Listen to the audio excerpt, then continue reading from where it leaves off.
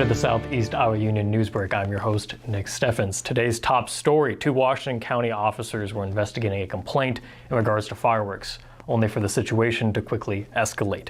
Officers were at the residence of Matthew James Meisheid on 3rd Street to investigate a report of fireworks, which are banned by the city code. Both affidavits from the officers said Meisheid was agitated, aggressive, swearing, and upset with us and law enforcement in general.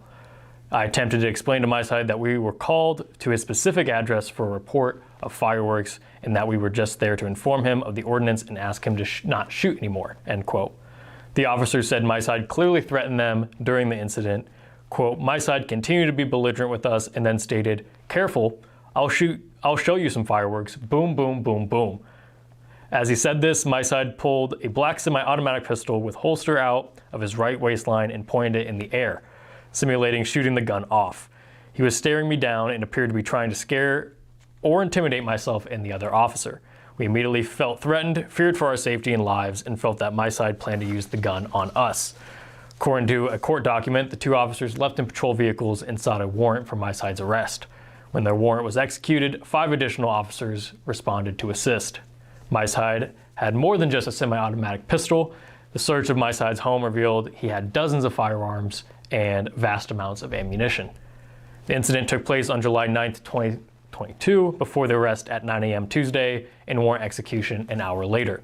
Meisheid was arrested for 2 counts of assault on persons in certain occupations. The charges are Class D felonies. The Washington County Fair Week is quickly approaching, and one of the longest standing traditions is the crowning of the Washington County Fair Queen.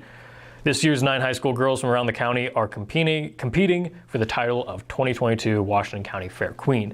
These include Grace Coble, Zoe Fisher, Taylor Garman, Haley Hirschberger, Katie Lichty, Alex Murphy, Maddie Pfeiffer, Allie Reese, and Abby Renault. The contest starts off Fair Week on Sunday, July 17th, as the contestants experience a day of interviews, followed by a pageant that evening. Joining the contestants on stage this year as Master of Ceremonies is 2022 Miss Iowa Rodeo Emma Bear, who resides in Keokuk County. Over 180 photos were mounted by 42 Washington County 4-H members on Tuesday, July 12th, as part of their county fair exhibit preparation. A special photo mounting day is held each year for all 4-H youth enrolled in photography. They select mat board size photos and mount their projects for judging day. These photos and more will hit the fairgrounds Saturday for non-livestock and static judging. Jody Ebert, photography assistant superintendent, said, quote, "We had the perfect amount of volunteers and some really good photos come across the tables today. We're anxious to see all the other photos on Saturday," end quote. The photos exhibit will be on display starting Sunday, July 17th at 6 p.m. in the upper level of Dallmeyer Hall. All other 4-H exhibits will be located on the lower level. The exhibits can be viewed Sunday 6 p.m. to 9 p.m. and Monday through Thursday 10 a.m. through 9 p.m. Washington County Farm Bureau supports the Washington County 4-H program in many ways all throughout the year. The Farm Bureau recently donated $2 towards every 4-H member's enrollment fees for the 2021 to 2022 year. This $800 donation helps keep enrollment fees affordable for the families to participate. For more information on how to support Washington County 4-Hers, contact Amy Green at the Extension Office 319-653-4811 and follow Washington County 4-H Iowa on Facebook. Amy Green will be on Washington Live tomorrow morning at 10 a.m. Make sure you like and follow to be notified when we go live. The Washington Library is starting some new summer programs, one of which is their movie series called Classic Cinema. This program features classic films shown on the 3rd Monday of each month at 6 p.m. July's movie will be Shop Around the Corner, a 1940 classic with Margaret Sullivan and James Stewart. Even though the movies will be shown in the library, you are allowed to bring a lawn chair for comfort. Another new program is Game Night, which will give friends and families a respite from the heat during farmers market nights. Each Thursday at 5 p.m., games will be set up in the Washington State Bank Room on the 2nd level, so patrons can enjoy a game together. The Happy Ukulele Group is adding a special get-together this month with Ukulele Camp. This will be held on July 16th at 5 p.m. at the Lodge in Mar Park. If And if interested, call the library to register to ensure that there is enough treats to go around. The grand finale to the adult summer reading program will be Dodici's The Beginning. Isabella Santoro and her family will present a program about how Dodici's came to Washington. This will be held on Monday, July 25th at 6 p.m. Washington County Extension Office will be holding a farmland leasing arrangements on Monday, August 8th at 6 p.m. To register for this event, please call Washington County Extension Office at 319-653-4811 or visit Farmland Leasing sign-up page at go.iastate.edu/WGGRCL. The topics will include discussing results of recent Iowa cash rent and land value surveys, improving tenant and landowner communications, understanding flexible cash farm lease arrangements, properly writing and terminating a farm lease, determining a fair cash rent with crop economic uncertainty, ISU extension web-based, and other resources. Meetings are 2.5 hours in length with a 100-page farmland leasing arrangements book provided, one per registrant.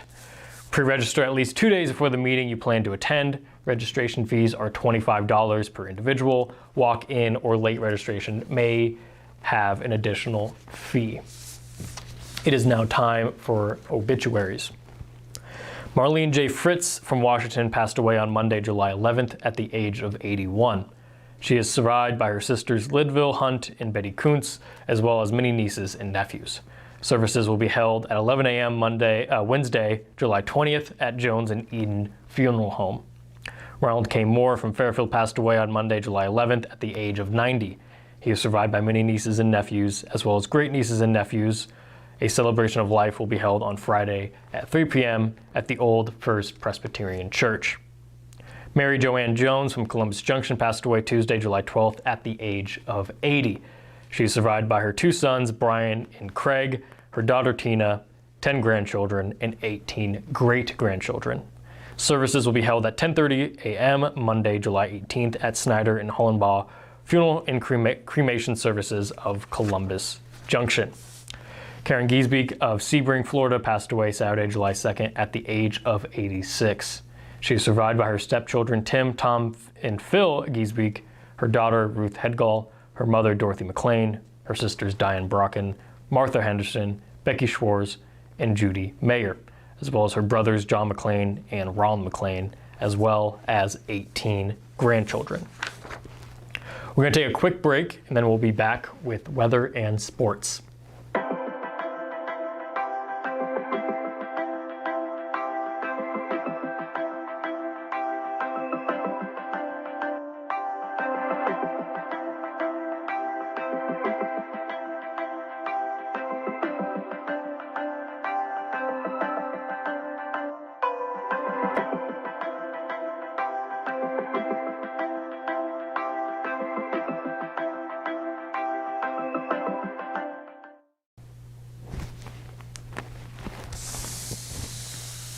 Welcome back to the Southeast Iowa Union Newsbreak. I am your host, Nick Steffens. It is now time for the weather.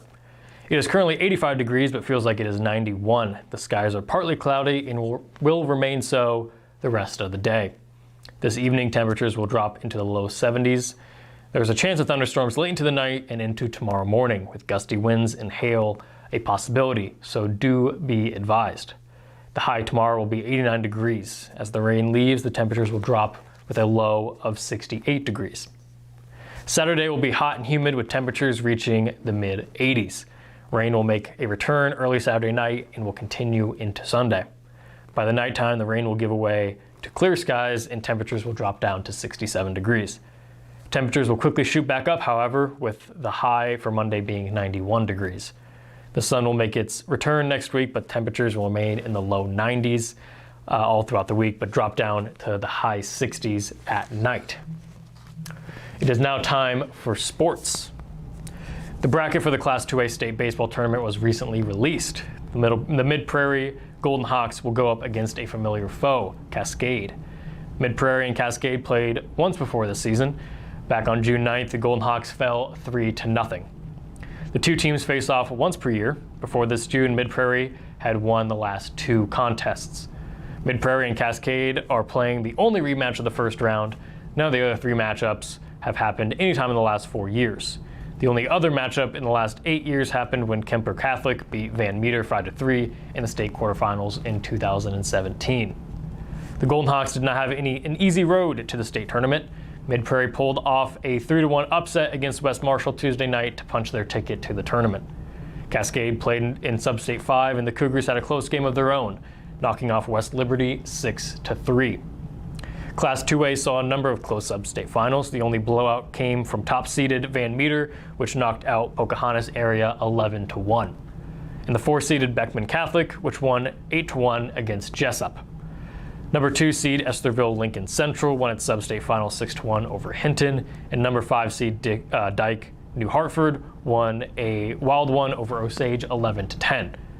7th seed Interstate 35 pulled a 5-3 win over Davis County, and number 8 seed Kemper Catholic upset Clarinda 6-2. Mid Prairie is one of the 3 teams with a double-digit loss in the field of 8. Beckman Catholic is 24-13 on the year, and Kemper Catholic is 20-16. All quarterfinal games for Class 2A will be played Tuesday. The semifinals on Thursday, with the final happening on Friday after the Class 1A championship. That is the news for Washington today. I'm your host, Nick Steffens, and thank you for joining us on the Southeast Iowa Union News Break.